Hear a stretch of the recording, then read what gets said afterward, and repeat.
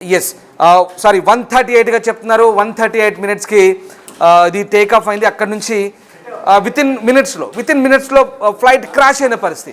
ఒకసారి ఆ దృశ్యాలు చూస్తే కనుక సయీద్ ఖచ్చితంగా ఏ ఒక్కరు కూడా అంబులెన్స్లు చేరుకున్నా, ఇంకా ఇతరత్ర ఎమర్జెన్సీ టీమ్స్ చేరుకున్నా అందులో బతికే ఛాన్సే లేదన్నట్టుగా మనకు అర్థమవుతుంది. సయీద్ అయితే ఎస్ రామ్, అయితే మొత్తం మీద ఏటీసీకి ఇన్ఫార్మ్ చేసినటువంటి పరిస్థితి కనిపిస్తుంది. అయితే ఏటీసీ అంటే మేడే కాల్ చేశారు. మేడే కాల్ అనేది ఫ్లైట్ ఎప్పుడైనా లైఫ్ థ్రెటనింగ్ ఎమర్జెన్సీ సిచ్యువేషన్ ఉన్నప్పుడు కూడా ఈ మేడే కాల్ అనేది చేస్తుంటారు. అయితే మేడే కాల్ పైలట్ చేశారు, కానీ ఏటీసీ నుంచి రెస్పాన్స్ వచ్చే లోపలే ఆ 1 మినిట్ గ్యాప్లోనే ఈ ప్రమాదం జరిగింది. అయితే అక్కడ ప్రమాదం జరిగిన వెంటనే కూడా అక్కడ పెద్దగా బ్లాస్ట్ కూడా సంభవించింది. దగ్గర కూడా అక్కడ ఉండే ఆ మంటలు వ్యాపించిన తర్వాత అక్కడ ఉండి చూసిన స్థానికులు చెప్తున్న వివరాల ప్రకారం రామ్దాస్ మొత్తం మీద కూడా ఎవరు బతికి ఉండే అవకాశం ఉండదు అని కూడా అంటున్నారు. ఎందుకంటే ఆ ప్రమాదం తీవ్రత అనేది ఆ రేంజ్ లో జరిగింది. మనము బిట్టివి స్క్రీన్ పైన కూడా చూస్తున్నాము. ఆ ప్రమాద ఘటన జరిగిన తర్వాత అక్కడ ఎలాంటి తీవ్రం అంటే అక్కడ ఎంత ఇంటెన్సిటీగా అక్కడ కనిపిస్తుందో కూడా మనకు చాలా స్పష్టంగా అర్థమవుతుంది.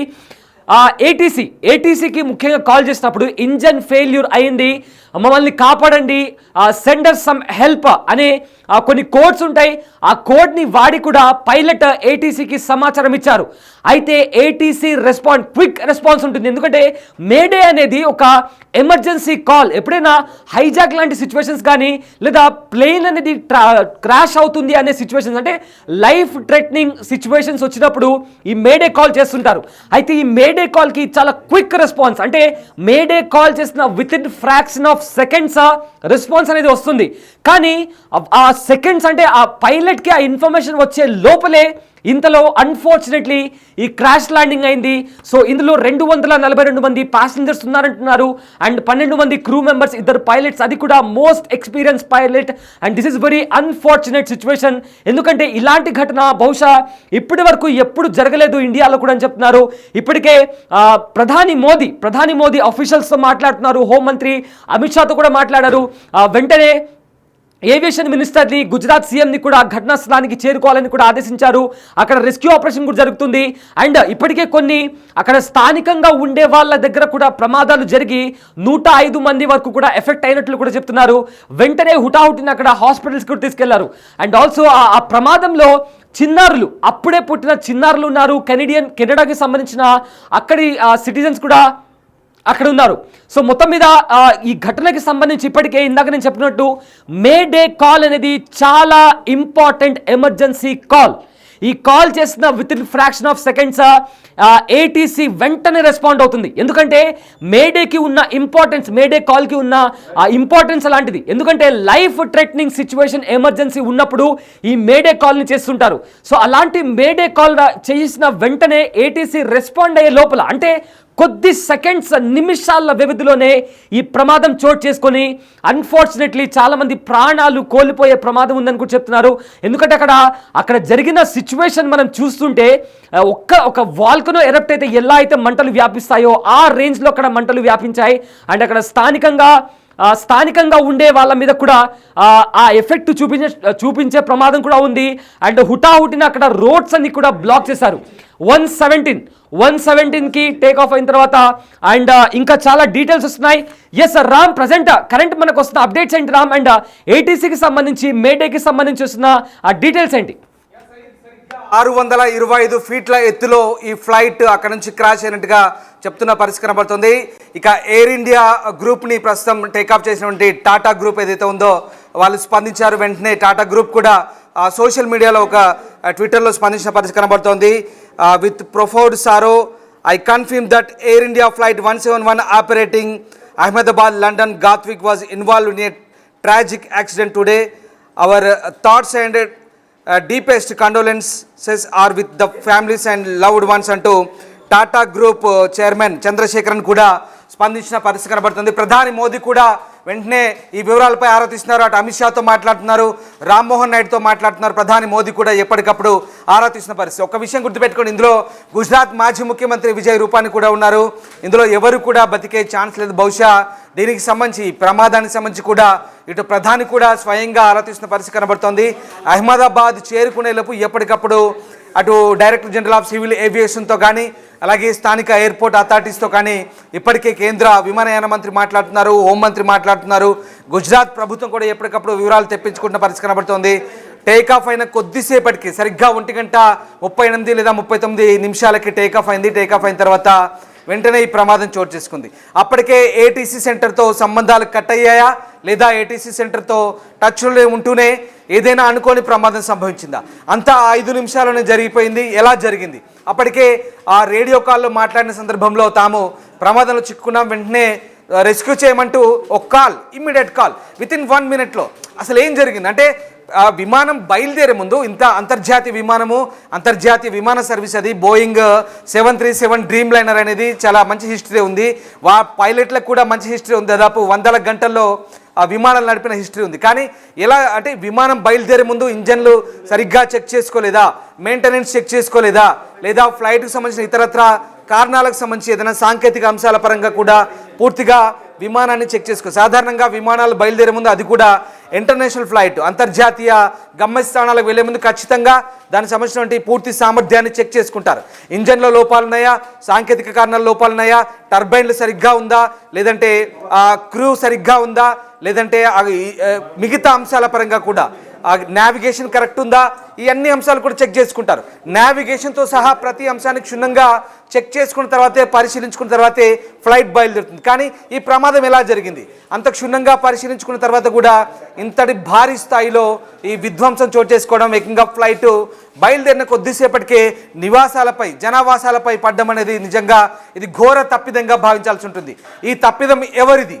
సాంకేతిక కారణమా, మానవ తప్పిదమా, విమానాశ్రయ అధికారులదా, లేదా స్థానికంగా ఉన్నటువంటి విమానయానటువంటి సంబంధించినటువంటి ఆ పైలట్ తప్పిదమా, లేదంటే కో పైలట్ తప్పిదమా, ఏంటనేది తెలియాల్సి ఉంది. మొత్తం మీద ఈ తప్పిదాలకు సంబంధించిన ప్రస్తుతం ఆరా తీస్తున్న పరిస్థితి మనకు కనబడుతుంది. ఒక్కసారిగా మనం దీనికి సంబంధించిన పూర్తి డీటెయిల్స్ ఇంకా మనకు ఎప్పటికప్పుడు అప్డేట్స్ అందుతున్నాయి. సరిగ్గా ఈ ఘటన జరిగిన కొద్దిసేపటికే ఒక్కసారిగా మనం ఈ చాలా పెద్ద సంఖ్యలో ఫ్యూయల్ నింపుకున్నట్టుగా తెలుస్తుంది. బహుశా ఈ ఫ్లైట్ డ్రీమ్ లైనర్ ఎక్కువ స్థాయిలో ఇంధనాన్ని నింపుకోవడం వల్లే ఈ ప్రమాదం జరిగినట్టుగా ప్రస్తుతం ప్రాథమికంగా నిర్ధారణకు వచ్చింది. బ్రేకింగ్ న్యూస్ చూస్తున్నాం బిగ్ టీవీ స్క్రీన్ పై. AI-171 విమాన పేలుడుకు అధిక ఇంధనమే కారణంగా తెలుస్తోంది. అధిక ఇంధన తీవ్రత వల్లే ప్రస్తుతం ఇది మండినట్టుగా తెలుస్తోంది. అంటే అధిక ఇంధనం వల్ల పేలుడు సంభవించదు, కానీ పేలుడు తీవ్రత పెరిగింది. బహుశా డ్రీమ్ లైనర్లో భారీగా ఇంధనం నింపి ఉండడంతోనే పేలుడు తీవ్రత మరింత పెరిగినట్టుగా మనకు అర్థమవుతుంది. ఎందుకంటే ఎక్కువ దూరం ప్రయాణించాల్సి ఉంది కాబట్టి ఎక్కువగా ఆ ఇంధనాన్ని నింపిన పరిస్థితి కనబడుతోంది. సో ఆ ఇంధనం వల్ల ఎక్కువగా భారీగా ఈ దట్టమైన పొగలు వ్యాపించి, మంటలు వ్యాపించి ప్రమాద తీవ్రత మరింత పెరిగినట్టుగా మనకు అర్థమవుతున్న సిచ్యువేషన్ అయితే కనబడుతోంది. ప్రస్తుతం దీనికి సంబంధించి ఎప్పటికప్పుడు టాటా గ్రూప్ స్పందించింది. డీజీసీఏ కూడా ఇమ్మీడియట్గా ట్వీట్లు చేస్తున్న పరిస్థితి కనబడుతుంది. ఎప్పటికప్పుడు మనకైతే అప్డేట్స్ అందుతున్నాయి. మొత్తం మీద ఈ భారీ ప్రమాదానికి సంబంధించి అయితే లోతైన దర్యాప్తు జరగాల్సిన అవసరం ఉంది. ఒక్కటి మాత్రం నిజం, దీని ద్వారా పెద్ద లెసనే నేర్చుకోవాల్సిన పరిస్థితి కనబడుతోంది. గతంలో కూడా చాలా ప్రమాదాలు జరిగాయి, అనేక ప్రమాదాలు జరిగాయి. కానీ ప్రమాదవశాత్తు రకరకాల కారణాలతో ప్రమాదం జరిగాయి. కానీ ఈ ఎయిర్పోర్ట్ నుంచి టేక్ ఆఫ్ అయిన తర్వాత వెంటనే ఇంత ఇమ్మీడియట్గా షార్ట్ స్పాన్లో ఫ్లైట్ అనేది క్రాష్ అవ్వడం, అది కూడా ముక్కలుగా అవ్వడము, ఒక్కరు కూడా బతకపోవడం అనేది ప్రస్తుతం చాలా దిగ్భ్రాంతికరమైన విషయం. భారతదేశం అంతా కూడా దిగ్భ్రాంతిని వ్యక్తం చేస్తుంది. ప్రధాని మోదీ ఎప్పటికప్పుడు ఆరాధిస్తున్నారు. Syed. Yes Ram, correct, exactly. ఆ ప్రమాదం అంటే ఆ ప్రమాద తీవ్రత మరింత ఎక్కువడానికి కారణం మీరు చెప్పినట్లుగానే ఆ ఫ్యూయల్ కూడా ఎక్కువగా ఉండడం. ఎందుకంటే ఇంజన్ ఫెయిల్యూర్ అయిన తర్వాత ఎప్పుడైతే పైలట్ మేడే కాల్ చేశారో ఏటీసీ రెస్పాండ్ అయ్యే లోపల ఆ 1 minute ఫ్రాక్షన్ ఆఫ్ సెకండ్స్ లోపల ఈ ప్రమాదం జరిగింది. అయితే ప్రమాద తీవ్రత మరింత ఎక్కువగా అవ్వడానికి ప్రధాన కారణం అయితే ఇప్పటికీ ప్రైమరీ ఇన్వెస్టిగేషన్లో ఎక్కువగా ఫ్యూయల్ ఉండడం, ఫ్యూయల్ ఎక్కువగా భారీగా నింపుకొని వెళ్తుండడం వల్ల అలా జరిగిందని చెప్తున్నారు. ఎందుకంటే ఈ ఎయిర్ క్రాఫ్ట్ అనేది, ఫ్లైట్ అనేది ఇవాళ ఉదయం ఢిల్లీ నుంచి అహ్మదాబాద్ వచ్చింది. ఇప్పుడు అహ్మదాబాద్ నుంచి లండన్కు వెళ్లాల్సిన ఫ్లైట్ ఇది. సో ఆ ఫ్లైట్ టేక్ ఆఫ్ అయ్యే ముందు చాలా ప్రికాషన్స్ తీసుకుంటారు. నావిగేషన్కి సంబంధించి, ఇంజన్కి సంబంధించి, ఈవెన్ ఏవైతే టైర్స్ ఉంటాయో ప్రతిదీ కూడా చాలా అంటే చాలా సెక్యూర్డ్ వేలో ప్రతిదీ కూడా చెక్ చేసి ఆ ఫ్లైట్ అన్ని థింగ్స్ కూడా అవి పాస్ అయిన తర్వాతనే ఫ్లైట్ టేక్ ఆఫ్ చేయడానికి కూడా రూల్స్ అండ్ రెగ్యులేషన్స్ ఫాలో అయిన తర్వాతనే ఫ్లైట్ అనేది టేక్ ఆఫ్ చేస్తారు. But unfortunate situation take off అయిన తర్వాత 117కి టేక్ ఆఫ్ అయిన తర్వాత ఇలాంటి ప్రమాదం జరిగింది. ఇక్కడ ఆ ప్రమాద తీవ్రత ఎక్కువ అవ్వడానికి కారణం మాత్రం ఆ ఫ్లైట్లో ఉన్న ఫ్యూయల్. ఎందుకంటే జనరల్లీ ఉంటుంది, బట్ ఎక్కువగా లండన్ వరకు వెళ్ళాలి కాబట్టి ఆల్మోస్ట్ ఫ్లైట్ అంతా ఫుల్ అయిపోయి ఉంటుంది. సో దీని కారణంగా ఒక్కసారి క్రాష్ ల్యాండ్ అయిన తర్వాత అంత భారీ పేలుడు సంభవించడానికి కారణం ఫ్లైట్లో ఉన్న ఫ్యూయల్. సో దాని కారణంగానే ఫ్యూయల్ ఎక్కువగా బర్స్ట్ అయిన తర్వాత అక్కడ ఇందాక నేను చెప్పుకున్నట్లు వాల్కనో ఎరప్ట్ అయితే ఎలాంటి పేలుడు సంభవిస్తుందో అలాంటి పేలుడు సంభవించింది. అండ్ అక్కడ స్థానికంగా ఉండే జనాలు ఇచ్చిన ఇన్ఫర్మేషన్ ప్రకారం అయితే బహుశా ఎవరు బతికి ఉండకపోవచ్చు అని కూడా అంటున్నారు. మనము ఆ ప్రమాద దృశ్యాలను చూస్తుంటే కూడా మనకు అర్థమవుతుంది. అయితే ఈ డీటెయిల్స్ ఇంకోసారి చెప్పే ప్రయత్నం చేస్తాను. మొత్తం 242 మంది ప్రయాణికులు, 2 పైలట్లు, క్యాబిన్ క్రూ 10 మంది ఉన్నారు.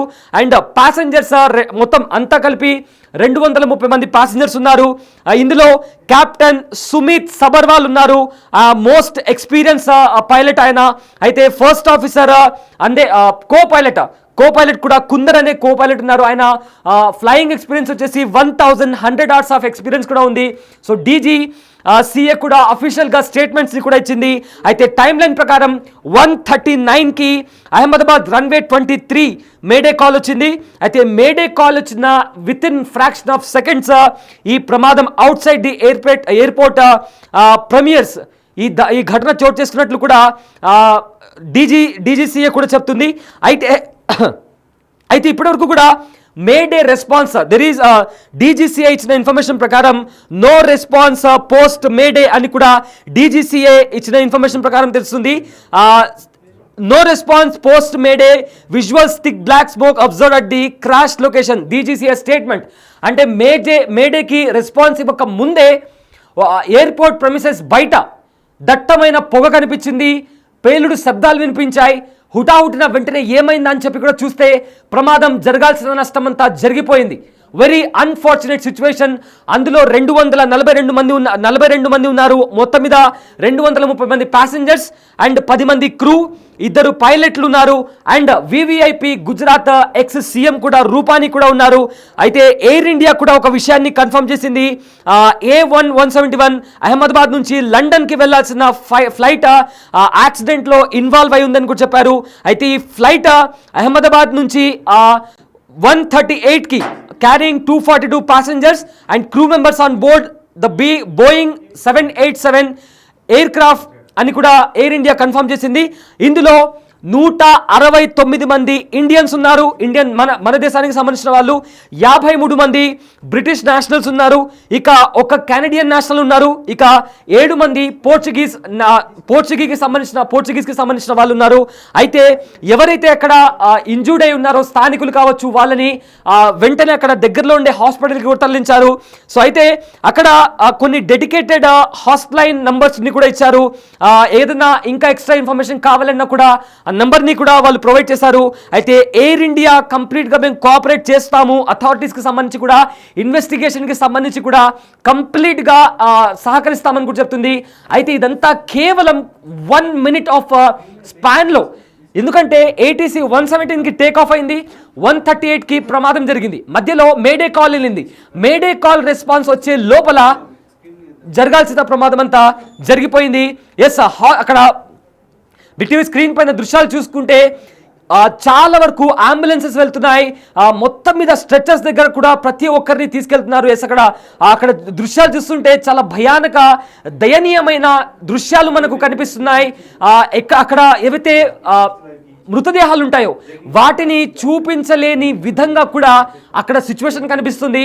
అయితే మీకు చూపించబోయే కొన్ని విజువల్స్ కాస్త డిస్టర్బింగ్గా అనిపించవచ్చు, కానీ కాస్త కలవరపాటుకు గురి చేయొచ్చు. బట్ బిగ్ టీవీ ఉద్దేశం అది కాదు, కేవలం మీకు ఇన్ఫర్మేషన్ ప్రొవైడ్ చేయడమే మా ఉద్దేశం. సో ప్రజెంట్ ఆ స్పాట్ దగ్గర కంప్లీట్గా దట్టమైన పొగ అలుముకుంది, రోడ్స్ అన్ని కూడా బ్లాక్ చేశారు. ఏవైతే అహ్మదాబాద్ నుంచి అహ్మదాబాద్కి రావాల్సిన ఏవైతే ఇతర ఫ్లైట్స్ ఉంటాయో వాటిని కూడా క్యాన్సిల్ చేశారు, అంటే ఆ రూట్ని కూడా డైవర్ట్ చేశారు. సో దీని కారణంగా ఇది రెస్క్యూ ఆపరేషన్ ఉందో ఆ రెస్క్యూ ఆపరేషన్కి కూడా ఎలాంటి ఆటంకం రాకుండా, ఎందుకంటే ఆ ప్రాంతం అంతా కూడా దట్టమైన పొగతో అలుముకుంది కాబట్టి ఇతర ఫ్లైట్స్కి కూడా ఎలాంటి ఆటంకం రాకుండా ఉండడానికి వేరే ఫ్లైట్స్ని కూడా డీవియేట్ చేసినటువంటి పరిస్థితి కనిపిస్తోంది.